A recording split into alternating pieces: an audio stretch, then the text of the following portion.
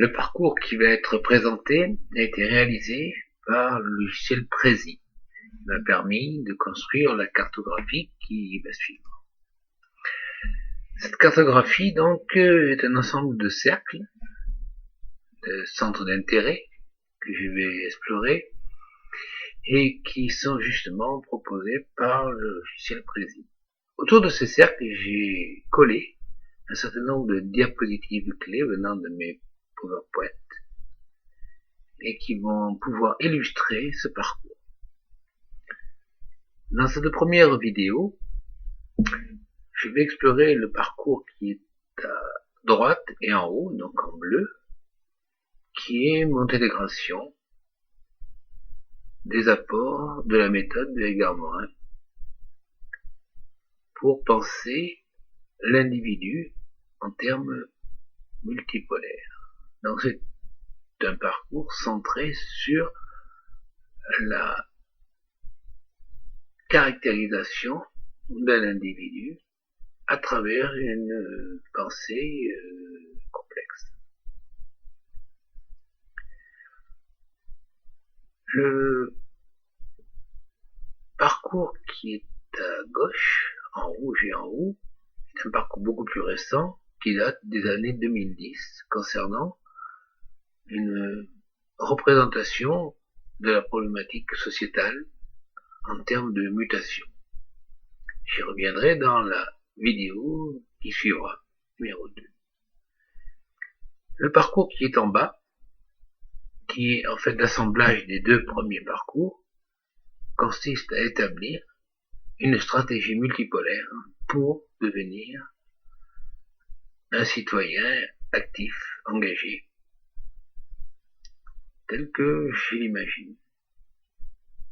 Ceci est un parcours global que j'appelle le parcours 2, qui n'est pas un parcours pédagogique, mais qui est un parcours résultat de mon propre chemin de vie et dont je témoigne. Il n'a pas valeur d'enseignement, il a valeur de témoignage. Partant d'une représentation collective que vous, participants ou individuels, êtes amenés à construire, vous pourrez établir un parcours similaire, différent, qui sera le vôtre propre. Celui-ci ne sert que d'exemple, de témoignage de celui qui m'anime et qui a amené à concevoir ce parcours pédagogique autour de la pensée de Edgar-Morin.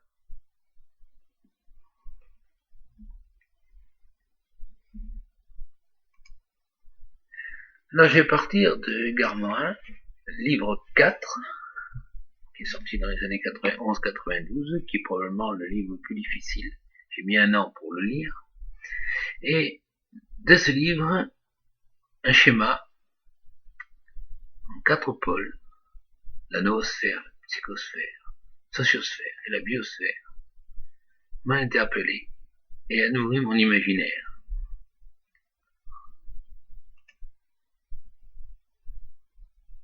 Alors, la pensée d'Edgar-Morin, si je la résume, elle tourne autour de 3 grands pôles, qui est la dialogique. Comment faire dialoguer des logiques différentes. La reliance, comment mettre des liens, créer des interactions entre les différents pôles de compétences, différents pôles d'un objet observé. Et puis, quelque chose qui est plus difficile, c'est tout ce qui est la dimension cognitive, de la récursivité, de l'hologramme, de l'hybridation, de la condensation. Donc ce triangle, par métaphore, représente les différentes façons de se promener dans la neige, de randonner en montagne. Les expertises verticales académiques peuvent être représentées par les différentes techniques de ski alpin, permettant de descendre des couloirs, permettant de descendre des pistes, que ce soit en ski de piste, en surf. Chacune des expertises est bien spécifique. et on vise à être très précis dans chacun des virages, type le slalom pur ou le slalom spécial. La reliance est une autre logique. C'est celle de connecter rapidement, dans une logique de flux, différents domaines de compétences. Alors la métaphore là va porter sur le ski de fond qui permet d'aller très vite dans des domaines relativement peu pentus. Et enfin, il y a le point complètement à droite du triangle qui représente la marche tranquille en raquette pédestre de ceux qui ne savent pas glisser. Et là, bien, je fais un lien avec ce qui est de l'ordre de l'éducation populaire. Il n'y a pas les prérequis pour comprendre les différentes expertises de descente à ski, qu'elles soient en glisse horizontale ou en glisse verticale. Par analogie à la pratique du télémark, qui permet de se balader dans les différents domaines, aussi bien dans les couloirs raides que dans les terrains plats, lentement, même en descente en ayant des pots qui freinent, eh bien, le pensée agir en complexité va essayer de combiner ces trois domaines que sont la dialogique, la reliance, la récursivité, la condensation. Nous reviendrons bien sûr sur tous ces termes. Alors, la dialogique s'inscrit dans une logique de dialogue en humanité. Comment partager son expérience? À partir d'un travail d'écoute entre les pratiques spirituelles, religieuses, catholiques et bouddhistes, Denis Girard, qui est un chrétien qui a vécu une quinzaine d'années au Japon pour comprendre du Japon, du Kaizen, du Zen, du bouddhisme, sa propre foi chrétienne, nous a enseigné 5 exigences pour pouvoir apprendre à dialoguer au-delà des conventions dans ce qu'on appelle la pratique intrapersonnelle. 5 exigences pour le dialogue. La première, c'est prendre du recul sur les idées reçues. Quels sont mes formatages? Qu'est-ce que je dois construire, puis déconstruire pour pouvoir entendre l'autre dans son propre discours, dans sa propre logique. C'est difficile, il va falloir dialoguer malgré les blessures, les échecs. Nous avons un besoin de déconstruire et c'est douloureux. Déconstruire nos propres conditionnements. Faire l'effort pour comprendre soi, puis l'autre. Depuis le début, le chemin est piégé, car le vocabulaire concerne des termes très chargés pour chacun de nous et qui n'ont pas du tout le même sens. Il y a une pluralité d'écoute, de sources, de culture, de pratiques et de connaissances. L'écoute systémique, c'est ce qui va permettre de mettre en système l'ensemble de ces données, de ces liens, qui vont nous permettre, peu à pas, de comprendre l'autre. Développer la patience, le respect et la rigueur. Ça prend du temps. C'est difficile, mais c'est riche de résultats. Combine à la fois l'humilité de sa position et l'audace pour faire malgré la difficulté les 3 points que je viens d'évoquer au-dessus. Évidemment, pour dialoguer, cela se fait dans la durée avec une confiance lucide et partagée. Donc, c'est un préalable à la dialogique que nous explorerons pas à pas. Alors, comment caractériser cette dialogique? Par 4 grands changements de regard. Le premier, c'est passer de la logique de l'état, du statut, de ce qui est, du stable, à une logique de processus, de transformation. La graine qui devient plante, qui devient fleur, qui devient graine, etc. Dans le cycle du vivant. Et puis aller encore plus loin, dans une approche système. Ce qui fait système, c'est ce qui entre en relation et introduit les boucles de récursivité. Il y a une notion de dynamisme, d'accélération, de ralentissement. La deuxième représentation complexe est de passer des logiques binaires aux logiques multiples. Alors on verra qu'on passera du monisme, le système de croyance, au binaire. Ensuite au système à 3 pôles, à 4 pôles, et puis autant que l'on peut.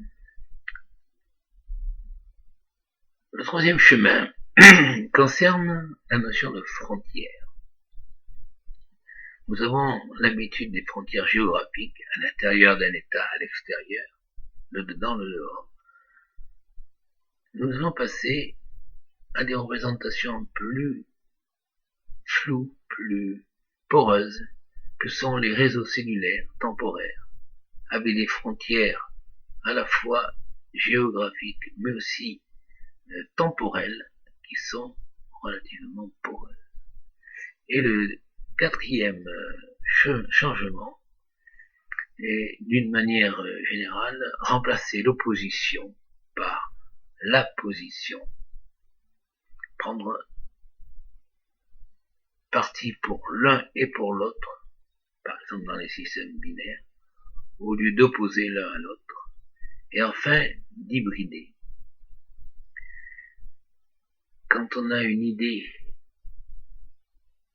individuelle, elle vaut 1.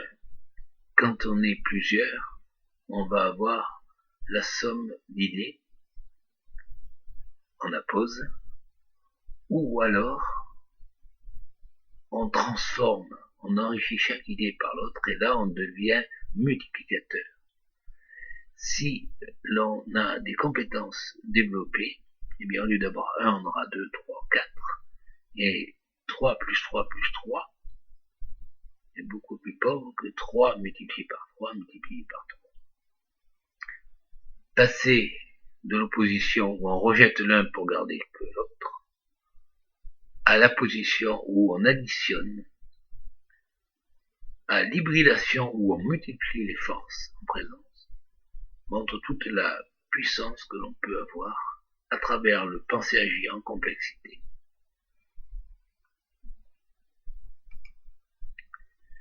Cette troisième vue caractérise ce qui a été ma dynamique de progression dans le conseil, le coaching et la formation pendant mes 10 années de consultant indépendant, où l'objectif dans les entreprises, dans les organisations, dans les associations, le système de collectivité territoriale,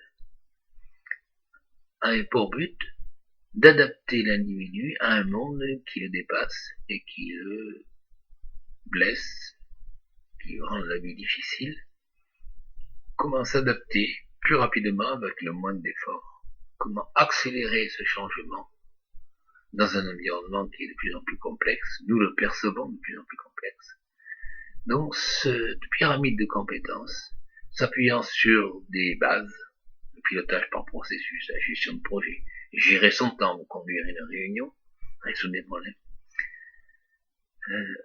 nécessite une deuxième couche, manager par les risques, penser à système, se manager soi-même et ses relations aux autres, développer l'écoute et le partage de l'expérience. Ensuite, développer la créativité, la conduite du changement et les techniques d'accompagnement, gérer les crises, développer la résilience, sont les piliers de la maîtrise, de l'accélération du changement en environnement complexe.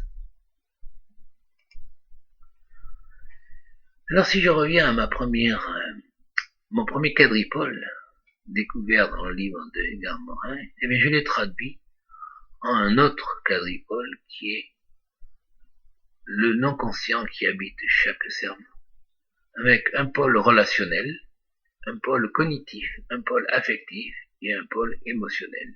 C'était la base de la construction de ma compétence d'accompagnement, de coaching.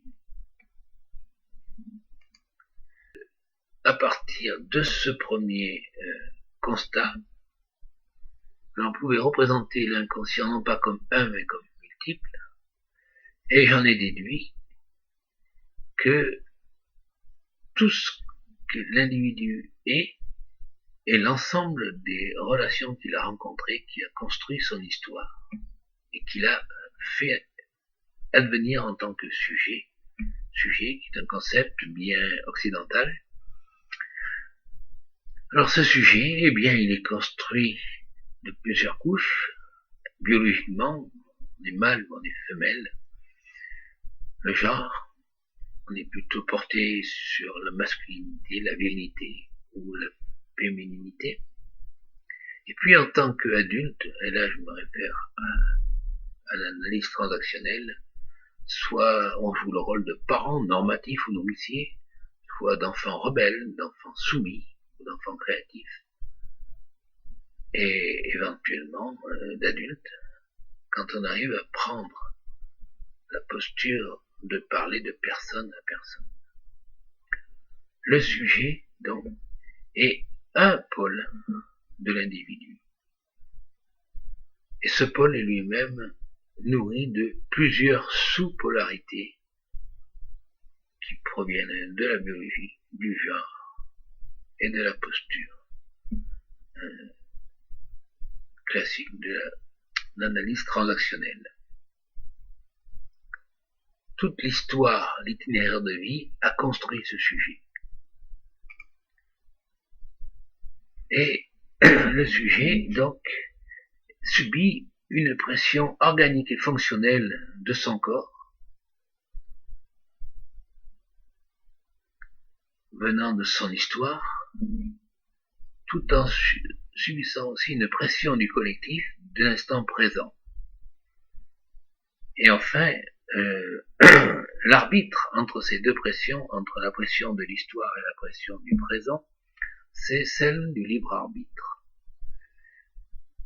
Le libre arbitre, c'est la capacité à prendre une posture méta, supérieure, qui permet de voir ce fameux triangle, et qui va nous permettre d'engager des actions d'apprentissage, de conditionnement, pour pouvoir trouver le juste équilibre entre la pression du collectif, l'extérieur, et la pression organique et fonctionnelle venant de l'histoire, de l'individu.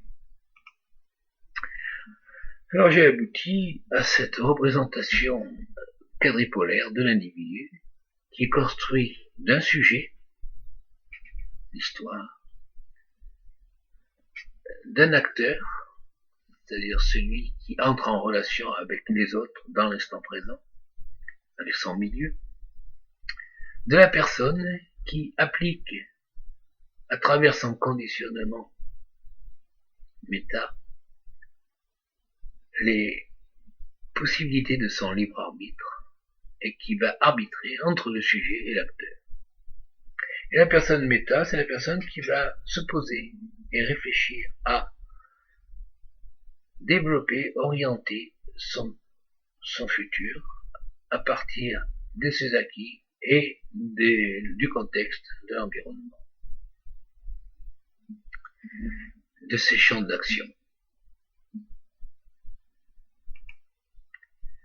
Donc voilà le parcours qui m'a pris beaucoup de temps et qui est allé en gros de 1983, date à laquelle j'ai découvert Edgar Morin, mais peut-être plus précisément 91-92, quand je tiens compte de ce 4e tome de la méthode, les idées, leurs vies, leurs habitats. En fait, ce parcours a commencé bien avant. Il est toujours arbitraire de donner une date de début. Donc j'ai choisi celle de ce livre 4. Voilà donc arrivé au point de jonction entre cette représentation de l'individu en 4 pôles. Et le deuxième parcours, beaucoup plus récent, l'analyse politique, que je vais faire connecter à ce parcours de l'individu pour établir des stratégies citoyennes.